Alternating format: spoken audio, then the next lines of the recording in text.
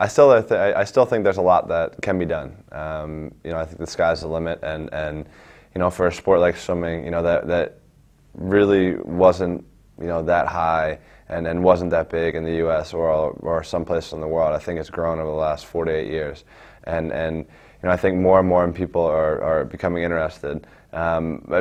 It's hard to sort of pinpoint one or two things that you can really do. So I think there are a lot of things that not only myself, but I think swimmers from all over the world can do to sort of help raise the bar and grow the sport.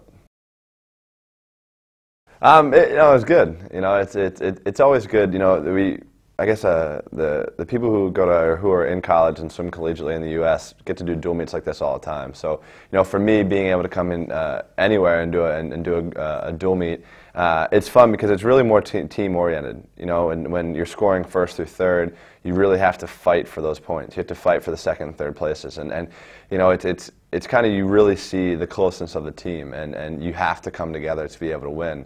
Because everybody has to be in the pool fighting, and I think that's what I think as an American team, we've always been able to do that, and it doesn't matter how many days we have to know each other, or if we already know each other, we're always going to be close, and we're always going to be competing to represent our country, and I think we were able to fight for a ton of points, and we came out on top.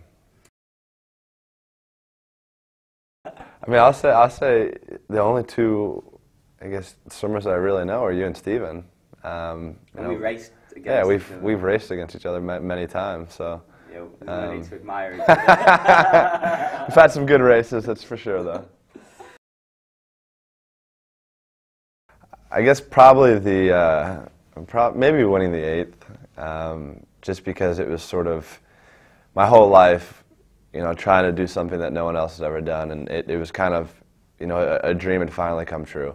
My overall real big dream had come through, doing something no one else had done, just sort of everything sort of happened, and it was a long 8 days, a tiring 8 days, and I remember I can look back at, that day, and I still remember I was like, wow. I was like, thank God this is over. I was like, that was a long 8 days, and I was tired. So, but I had so many great memories there, and memories I'll have forever. But being able to win that 8th in world record form with with our relay was pretty special.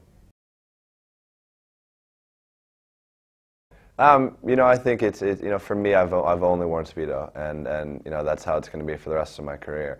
But I think I'm excited to have it back to a level playing field where we're all wearing the same suits, we all have the same rules and stipulations to follow, and I'm comfortable in a jammer. I always have been. I still wore jammers over the last couple of years, so this is something that's not new to me. I think it's good because you actually get to see who wants to work hard and who is willing to put more time and more energy and effort into being in better shape, and I think that's what you're going to have to do if you want to continue to succeed.